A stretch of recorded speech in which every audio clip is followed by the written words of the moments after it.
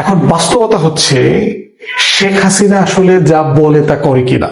সাক্ষাৎকার দিয়েছেন রয়টার্সের সাথে, সেখানে উনি বলেছেন যে উনি স্বেচ্ছায় সারেন্ডার করবেন, ডিসেম্বরে উনি বাংলাদেশে আসবেন সকল নেতাকর্মীকে নিয়ে এবং সে বিচারের মুখোমুখি হবে আর কি। তো সেটা নিয়ে এবং একই ধরনের ইন্টারভিউ কিন্তু উনি গত কয়েকদিন আগে এনডিটিভি ভারতের একটা গণমাধ্যমকে দিয়েছিলেন লিখিতভাবে, যে উনি খুব দ্রুত দেশে ফিরবেন আর কি। এবং আওয়ামী লীগের নেতাকর্মীদের এই যে মিছিল, তাদের প্রতিষ্ঠাবার্ষিকী পলাশী দিবসে 23শে জুন, সেটাকে কেন্দ্র করে ঝটিকা মিছিল রাতের গভীর অন্ধকারে অথবা অনেক ভোরে সেগুলো করে টোরে তারা বলবার চেষ্টা করেছে যে নেত্রী আসবেন, বাংলাদেশ হাসবেন, রাজপথ কাঁপবেন, এই ধরনের কথাবার্তা বলেছেন আর কি। এখন অবভিয়াসলি গণমাধ্যমে সব জায়গাতে আমাদেরকে এই প্রশ্ন করা হচ্ছে, আসলে কি নেত্রী সত্যি সত্যি ফিরে আসতেছে কিনা, এবং এইবার ডিসেম্বরে আর মিস হবে না। এখন দেখেন, 24-এ পালিয়ে যাবার পরে এই ধরনের গুজব কিন্তু আওয়ামী লীগ বেশ কয়েকবার প্রডিউস করেছে। আপনাদের মনে থাকার কথা যে বিজয় দিবসে 24শে ডিসেম্বরে নেত্রী আবার ফিরে আসবেন, তো বিজয় দিবসে আসলেন না। 25-এর মার্চে উনি ফিরে আসবেন, তো 25-এর জুনে প্রতিষ্ঠাবার্ষিকী, 25-এর আগস্টে উনি ফিরে আসবেন। এই যে ইউনূস সরকার বিদেশে গেছে, পালায়া চলে গেছে, আর আসতেছে না, তো 25শে ডিসেম্বর তো ফিরবেন। তারপরে হচ্ছে হাসিনা ছাড়া, আওয়ামী লীগ ছাড়া নির্বাচন হতে পারবে না, নির্বাচন হয়ে গেছে।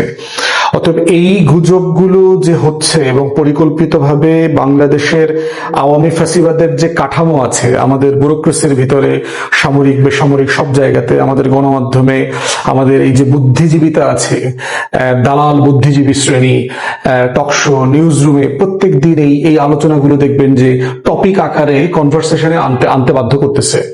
মানে এটা তো আমরা নির্ধারণ করি না, আমাদেরকে বাধ্য করতেছে এই বিষয় নিয়ে কথা বলবার জন্য। হাসিনা ফিরবেন, এই বিষয়ে আপনাদের কি বক্তব্য? অ্যাজ ইফ মানে এটা একটা বিশাল গুরুত্বপূর্ণ ঘটনা। প্রথম কথা হচ্ছে যে শেখ হাসিনা ফিরুক, সমস্যা কি? শেখ হাসিনা বাংলাদেশের নাগরিক, তো সে তো বাংলাদেশে ফিরতেই পারে, তাকে কোনোভাবে তো আমরা এই কথা বলছি না উনি বাংলাদেশের নাগরিক না, উনি কখনো ফিরতে পারবেন না এই দেশে, ওনাকে ঢুকতেই দিব না, আসতেই দিব না, এই কথা তো আমরা বলতে পারবো না। উনি বাংলাদেশের নাগরিক, ওনার এখানে ফেরার অধিকার আছে। দ্বিতীয়ত হচ্ছে, ওনার যদি ভ্যালিড পাসপোর্ট থাকে, টিকিট কেটে চলে আসুক বাংলাদেশি পাসপোর্ট দিয়ে। যদি বাংলাদেশি পাসপোর্ট না থাকে, দিল্লিতে উনি বাংলাদেশের যে হাই কমিশন আছে, হাই কমিশনের ট্রাভেল ডকুমেন্টের জন্য আবেদন করুক, ট্রাভেল ডকুমেন্ট বাংলাদেশ সরকার ইস্যু করে দেবে, উনি বাংলাদেশে চলে আসবেন টিকিট কেটে। আসার পরে কি হবে, উনি যদি শুভেন্দু অধিকারের সাথে অথবা দিলীপ ঘোষ অথবা হেমন্তের সাথে যোগাযোগ করে আসেন, তাহলে স্থলবন্দরে কোন জায়গা দিয়ে ঢুকবেন উনি জানালে ওখানে তাকে বাংলাদেশ সরকার সম্বর্ধনা দেওয়ার ব্যবস্থা করবে।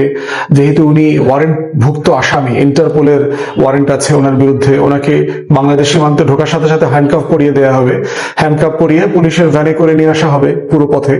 উনি যদি বিমানে আসেন, এয়ারপোর্টে নামার সাথে সাথে ওনাকে এখানেও হ্যান্ডকাফ পরানো হবে, হ্যান্ডকাফ পরিয়ে বিমানে করে প্রিজন ভ্যানে করে কাশিমপুর অথবা কেরানীগঞ্জ কোথাও নিয়ে যাওয়া হবে, অথবা সরাসরি কোর্টে নিয়ে যাওয়া হবে।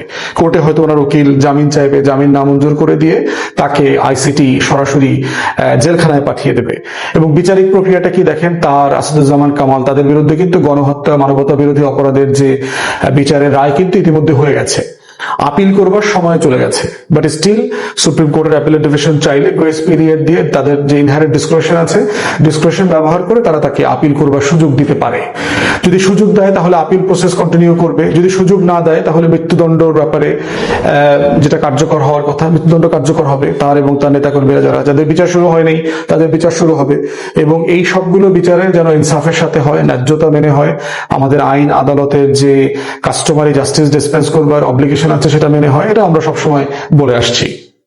এটা হচ্ছে রেগুলার প্রসেস। অতএব আমরা বাংলাদেশে গণ অভ্যুত্থানের পক্ষে শক্তি যারা আছি, আমরা সবাই প্রস্তুত এই বেগম লক্ষণ সেনকে তার এই পলাতক জীবন থেকে, দিল্লি থেকে বাংলাদেশে ফেরত আসার ব্যাপারে স্বাগত জানাবো আমরা সবাই। উনি ফিরে আসবেন, উনি বিচারের মুখোমুখি হবেন, কেরানীগঞ্জ কাশিমপুরে ওনার ফাঁসি হবে, এইটা দেশের মানুষ দেখতে চায়। তারপরে দাফন কাফন যে প্রসেসে হওয়ার হবে আর কি। এখন বাস্তবতা হচ্ছে শেখ হাসিনা আসলে যা বলে তা করে কিনা। এবং দেখেন ঐতিহাসিক ভাবে কি হয়েছে, পালানোর পরে ফিরে আসার বাস্তবতাটা কি। শেখ হাসিনা জুলাই আগস্টে কতবার বলেছে শেখ হাসিনা পালায় না, শেখ হাসিনা পালায় না, শেখের বেটি পালায় না। এই ধরনের কথাবার্তা তো বহুবার বলেছে। তাহলে পালাইলো কেন? শুধু কি পালাইছে, বাংলাদেশে ইন্ডিয়াকে মিলিটারিলি ইন্টারভিন করতে বলা হয়েছে না? মোদীকে ফোন করে হাসিনা রিকোয়েস্ট করছে না যে এখানে আপনি অ্যাটাক করেন, এটা করেন, সেটা করেন? মোদী কি বলছে? মোদী বলছে যে এটা তো পার্লামেন্টে, আমার পার্লামেন্টে অনুমতি নিতে হবে, বরং আমি আপনার সিকিউরিটি এনশিওর করবার জন্য যা যা করা লাগে সেটা আমি করার চেষ্টা করতেছি। এর মানে হচ্ছে তাকে ওভারলিফট করা আর কি, তাকে লিফট করে ওখানে দিল্লিতে ফেরত নেওয়া, এবং এইভাবেই তাকে বিমানে করে ওখানে পাঠিয়ে দেওয়া হয়েছে। 22টা না 28টা সুটকেস ভরে উনি বিদেশি মুদ্রা টুদ্রা স্বর্ণ অলংকার যা যা ছিল সেগুলো নিয়ে উনি ভারতে চলে গেছেন। তবে এখন এই পালানোর ইতিহাস কি শেখ হাসিনার প্রথমবার? এর আগে উনি পালিয়েছিল, ফিরে আসছে কিনা, কিভাবে ফিরে আসছে? এবং আওয়ামী লীগের নেতারা এবং এই যে আওয়ামী লীগের যে দস্যু গণমাধ্যম এবং ফ্যাসিস্ট কাঠামোর ভিতরে যারা আছেন, তারা এই কথাটা বারবার বলেন যে 75-এর পরেও তো আওয়ামী লীগ ফেরত আসছে, শেখ হাসিনা ফেরত আসছে, তাহলে এখন কেন আওয়ামী লীগ ফেরত আসতে পারবে না? ফান্ডামেন্টালি পার্থক্য আছে। 75-এ কি শেখ মুজিব বাকশাল কায়েম করে দেশ ছেড়ে পালিয়ে চলে গিয়েছিল, তারপরে উনি ফিরে আসছেন? বাস্তবতাটা কি তাই? আর 2024-এর শেখ হাসিনা কি মানে দেশে ছিল, শেখ মুজিবের মতো মৃত্যুর মুখোমুখি হয়েছে, সিম্প্যাথি ক্রিয়েট করা হয়েছে? বাস্তবতা কি তাই? 75-এ শেখ হাসিনা শেখ রেহানার হাতে কি রক্ত ছিল?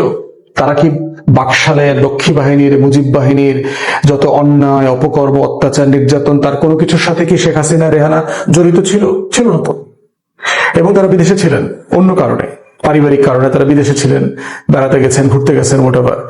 তাহলে তাদের সেখানে ফিরে আসা আর 24-এর শেখ হাসিনার গণহত্যার আসামি, মানবতা বিরোধী অপরাধের আসামি, 24-এ শত শত হাজার হাজার মানুষকে খুন করার আসামি, video audio evidence, live evidence আছে। জাতিসংঘ থেকে শুরু করে আন্তর্জাতিক মানবাধিকার সংস্থা সবাই এই ব্যাপারে একমত হয়ে গেছে যে এই গণহত্যা শেখ হাসিনার অর্ডারে হয়েছে। অডিও ক্লিপ আছে, ইনস্ট্রাকশন দিচ্ছে, লিথাল ওয়েপন ব্যবহার করার জন্য বলছে, মিলিটারি গ্রেডেড ওয়েপন ইউজ করা হয়েছে। আমাদের যে পুলিশের, র্যাবের, বিজিবির, আর্ম ফোর্সেসের যে স্পেশাল ইউনিট আছে, তারা 7.629 এই ধরনের 12 মিলিমিটার হাবিজাবি এগুলো মানে যুদ্ধক্ষেত্রের যে অস্ত্র সেগুলো ব্যবহার করেছে।